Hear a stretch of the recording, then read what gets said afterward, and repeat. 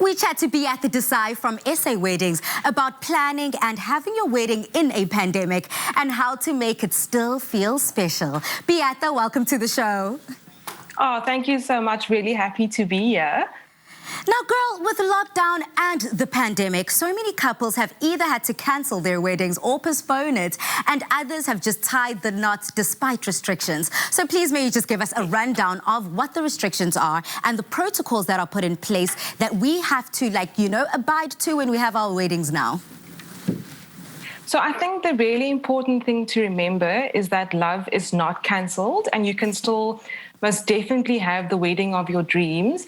There's just an extra step in your planning that you now need to include to ensure the safety of all your guests. The regulations state that there's a maximum of 50 attendees, and all strict hygienic protocols and physical distancing measures must be adhered to. If you are opting to go or get married at an actual venue, then your venue owner or manager also just needs to ensure that the correct safety protocols are put into place before the function is held. So in short, it's things like screening stations to screen all your guests and do temperature checks, not allowing access to any guests without a face mask, and to really, emphasize that the guests have to wear a face mask throughout the duration of the event, except when they are eating or drinking. Now, BEATHA, with 50 guests, I have to find out who's included. Is it just friends, family, or are staff also within the mix? Yes, it is a maximum of 50 attendees, and that is all your service staff, your bar staff. It excludes your kitchen staff, so it's basically the bridal couple, all the guests, and any contributing service providers like a videographer or a photographer, your bar staff, your service staff. How then do we go about quite tactfully maneuvering who to invite and who not to? Do we just be honest and give a blanket statement, or do we now invite Zoom calls?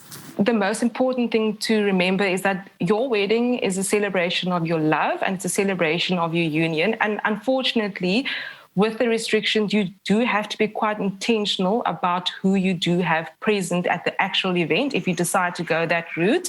But technology is so amazing. So if you can't invite all your aunties and all your uncles and friends, Zoom and amazing online platforms have made it so easy for your guests to tune in.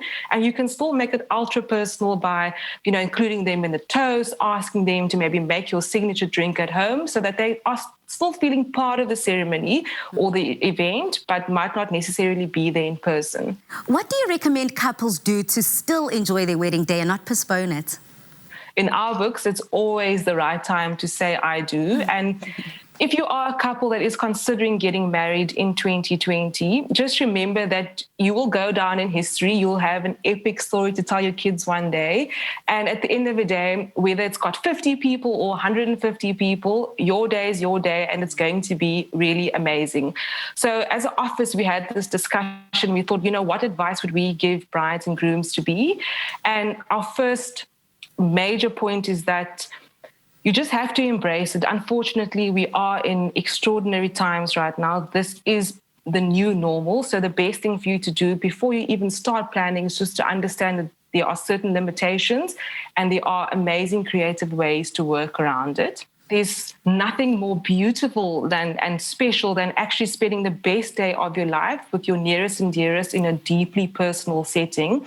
And small can still be fabulous when you pair up with the right service providers. They will easily translate your wedding vision into a petite chic celebration. Do your research with your service providers. If you were a bride that had to postpone, so you might just consider sticking with your original service providers. You might go a completely different route, or you might do a combination of both. But I think pair up with service providers in the industry that best suit your vision, and you will, with them, create magic. If it is in your budget, book a reliable COVID safety team These teams are there to basically ensure that all the hygiene protocols and physical distancing measures are implemented, and you as a bridal couple can step back knowing that someone else is taking care of that. Encourage social distancing in a cool way. So you can do amazing things like customized face masks, maybe with your wedding monogram and your date. You can introduce a new system called the COVID safety bands. There's interesting ways you can look at your seating arrangements. Wow. It's all about just embracing it and looking at it from a design perspective, but also from a safety perspective. Yeah. And then as a bridal couple with a lower guest count, you may have a little bit more of your budget left over. So splurge wisely. So look at cool things like a stocked bar, look at providing interesting and amazing wedding favors. It seems like the opportunities are endless here, and something that people can truly be creative and have fun with. I mean, thank you for giving your main tips to bridal parties out there and everyone willing to say I do during this time. We truly appreciate it. Goodbye. Goodbye. Having a wedding in a pandemic can be challenging, but there's no need to not have your special day without your family and friends. For more wedding planning and inspiration, follow SA Weddings.